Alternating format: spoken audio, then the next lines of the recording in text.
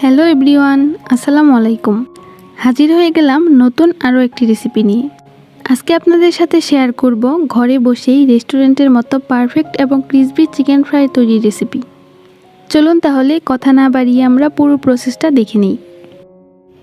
Chicken fry তৈরির জন্য এখানে আমি 4 পিস চিকেন নিয়েছি আর একটা কাঁটা চামচের সাহায্যে চিকেনের গায়ে এভাবে করে কেচে দিচ্ছি। এতে করে যে মশলা দিয়ে আমরা এটা মাখাবো সেই মশলাটা খুব সহজেই এই চিকেনের ভেতর ঢুকে যাবে। একটু সময় নিয়ে খুব ভালোভাবে এই কাজটা করতে হবে। একইভাবে সবগুলোর গায়ে আমি এভাবে কাঁটা চামচ দিয়ে ছিদ্র করে দিচ্ছি। এখন এতে দিয়ে দিচ্ছি 1 চা চামচ আদা বাটা, 1 চা চামচ রসুন বাটা, 1 চা চামচ লাল মরিচের গুঁড়া, সয়া সস দিয়ে দিচ্ছি 1/2 চা চামচ, দিয়ে দিব স্বাদমতো লবণ, একটুখানি লেবুর রস এতে আমি দিয়ে দিচ্ছি। এখন এই সবগুলো মশলা চিকেনের গায়ে খুব ভালোভাবে মাখিয়ে নিতে হবে। চিকেন ফ্রাই তৈরির জন্য এখানে আমি যে মশলাগুলো ব্যবহার করেছি এগুলো কিন্তু সবসময়ই আমাদের সবার বাসায় থাকে। খুব ভালোভাবে আমি চিকেনের গায়ে মশলাগুলো মাখিয়ে নিয়েছি। এখন এটাকে ম্যারিনেট করার জন্য আমি নর্মাল ফ্রিজে 2 ঘন্টার মতো রেখে দিব। হাতে যদি কম সময় থাকে তাহলে চেষ্টা করবেন এটাকে আধা ঘন্টার মতো ম্যারিনেট করে রাখতে।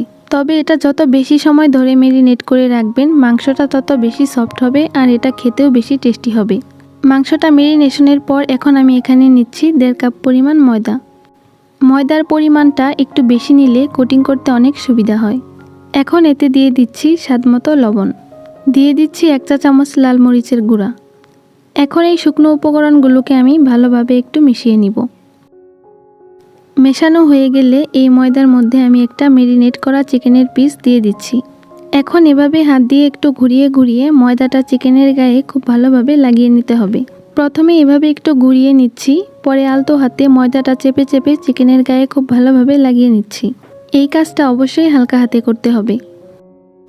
একটা গ্লাসে আমি পানি নিয়েছি আর এখন এই চিকেন থেকে এক্সট্রা ময়দাটা ঝেড়ে ফেলে দিয়ে এটাকে 5 সেকেন্ডের মতো এই পানিতে ডুবিয়ে রাখবো।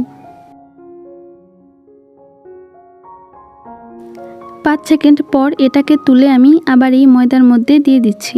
তারপর আবারও ঘুরিয়ে ঘুরিয়ে এর গায়ে আমি ময়দাটা ভালোভাবে লাগিয়ে নিব। আর এটাকে বলা হয় ডবল কোটিং।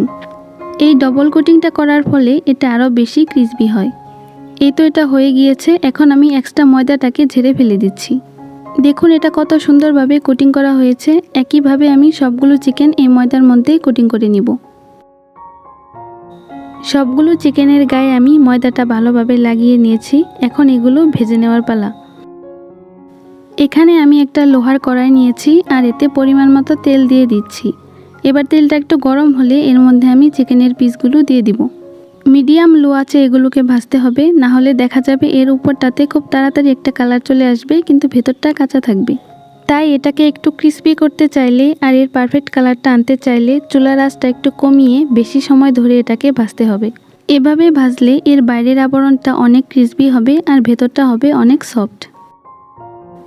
একটা সাইড ভাজা হয়ে গেলে এটাকে আমি উল্টে দিচ্ছি। এভাবে কিছুক্ষণের জন্য আমি এটাকে উল্টে পাল্টে ভেজে নিব। কিছুক্ষণ ভাজার পর কালারটা যখন এরকম গোল্ডেন ব্রাউন হয়ে আসবে তখন আমি এগুলোকে তেল থেকে তুলে নিব। একইভাবে আমি বাকি চিকেনের পিসগুলো ভেজে নিচ্ছি।